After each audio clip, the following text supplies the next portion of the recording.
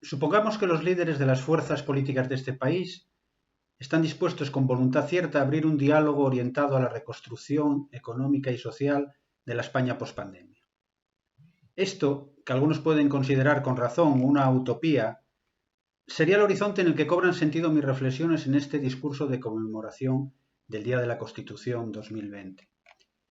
Creo que la crisis por la pandemia provocada por la COVID-19 es una buena ocasión para replantear algunos aspectos esenciales de la práctica política, fundamentalmente los que afectan a aquellos asuntos que podríamos denominar de Estado, siendo uno de los más importantes, a mi entender, la búsqueda del consenso.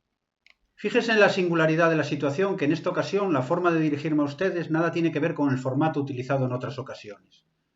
Hoy, señores y señores, quizás mi intervención se mueva entre la nostalgia y la utopía. La nostalgia de aquel consenso de la Constitución de 1978 y la utopía que supondría, según todos los indicios, alcanzar ese consenso actualmente y en un futuro próximo. Estamos, no cabe duda, en una sociedad compleja donde la gobernabilidad resulta cada vez más frágil. En virtud de la pluralidad de intereses expresados por las fuerzas políticas de este país, ya que en los últimos años algunos partidos políticos han optado por adherirse a posiciones más radicales y en un escenario de radicalidad cada vez resulta mucho más difícil el acuerdo. La radicalización y polarización, acompañadas casi siempre de la irracionalidad del debate político, conducen a la incapacidad para lograr soluciones, o al menos para alcanzar cierta dosis de estabilidad en soluciones que son ya de por sí inestables. Y esa opción nos puede llevar a consecuencias prácticas no previstas. El radicalismo nos sitúa en un contexto donde cada cual está convencido de estar en posesión de la verdad, siendo por lo tanto refractario al diálogo y mantenimiento de tesis irreconciliables. En este sentido, no deberíamos perder de vista aquella máxima de Habermas, aquel ideólogo de la democracia parlamentaria alemana, quien decía con buen criterio que en política algo está más cerca de la verdad si es el resultado de un acuerdo o consenso procedente de un proceso de diálogo. En este día quiero remitirme al consenso de 1978, como fuente de inspiración y de motivación. Cuando se aprobó nuestra Constitución hace ya 42 años, el acuerdo alcanzado era expresado a través de aproximaciones diversas. Attard lo presentaba como un compromiso de honor asumido frente al país. No habrá problema, decía, que no sea superable para la transacción y el compromiso de los españoles de quienes somos sus mandatarios. Peces Barba consideraba que el consenso consistía en conseguir que en el texto constitucional no haya nada que pueda ser absolutamente inaceptable para cualquiera de los grupos parlamentarios aquí existentes, porque entendemos que en esta Constitución deben gobernar todos. Fraga entendía que el consenso suponía renunciar a imponer unos a otros un trágala constitucional. La verdadera actitud de un consenso democrático reside precisamente en aceptar sin vetos ni reservas esa parte inevitable de todo acuerdo parlamentario que es el respeto a la regla de la mayoría. Roca Junget decía que el consenso significaba que el texto fundamental hiciese posible el gobierno de todas las opciones democráticas sin abrir peligrosas crisis constitucionales. Compromiso de honor asumido frente al país. Una constitución en la que deben gobernar todos, aceptar sin vetos ni reservas el respeto a la regla de la mayoría, hacer posible el gobierno de todas las opciones democráticas sin abrir peligrosas crisis constitucionales. Y yo me pregunto, ¿cuándo dejamos atrás todo esto? ¿Cuándo dejamos atrás lo que estaba asumido? ¿Dónde ha quedado ese espíritu? ¿Cuándo lo hemos perdido? El paso del tiempo ha debilitado aquel clima de entendimiento indispensable en nuestra vida política constitucional. Actualmente, las posiciones de la sociedad civil, pero en mayor medida las estrategias de una mayoría de partidos políticos, nos han llevado a un alejamiento de aquel clima de consenso de 1978. Una coyuntura que la sociedad ansiaba, en la que las vías preferentes para afrontar los problemas políticos fueron el compromiso y el diálogo. Por introducir un matiz, se podría resaltar que aquel diálogo tal vez haya sido una consecuencia de las exigencias y necesidades del momento. Quizás aquel entendimiento se haya dado porque, como decía Sertori, un ideal es algo que nace de una mala trayectoria, y nosotros, en 1978, veníamos ciertamente de una muy mala trayectoria. Confío en que actualmente volvamos al camino del consenso y del diálogo, sin esperar a que la trayectoria llegue a ser tan extremadamente mala para reaccionar. No quisiera caer en el pesimismo en un día de celebración como el de hoy, pero puede que este país esté actualmente más necesitado de consenso que nunca.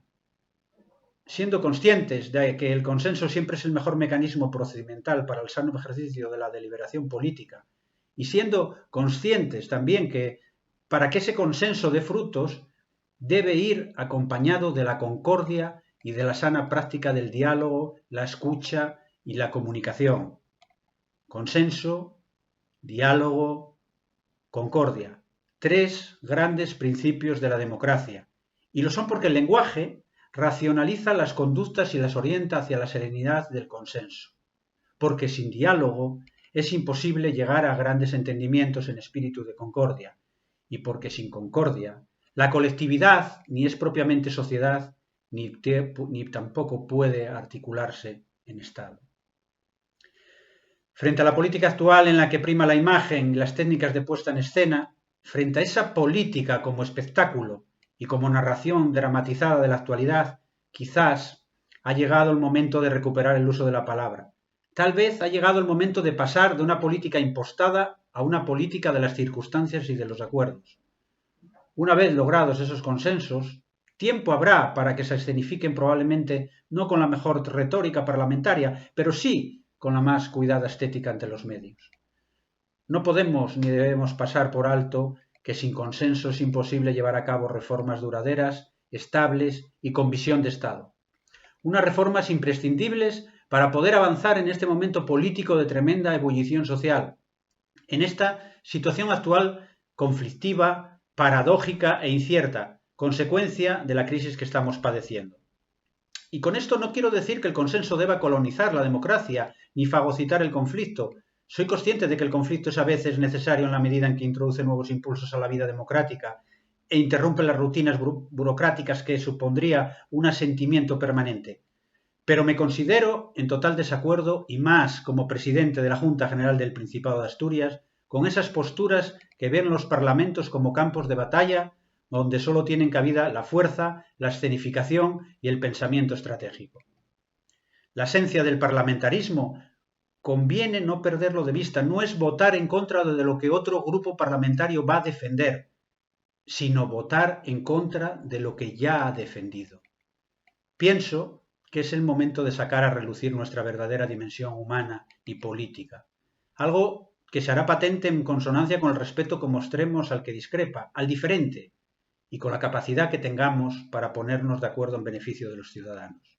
Es el momento de los dirigentes con talento para la conciliación y con tolerancia para el compromiso, de los líderes competentes y fiables que sean capaces de negociar soluciones a los problemas y a los conflictos, de los políticos que apuesten por un consenso que no anule diferencias, pero que tampoco convierta la pluralidad de los españoles en arma arrojadiza.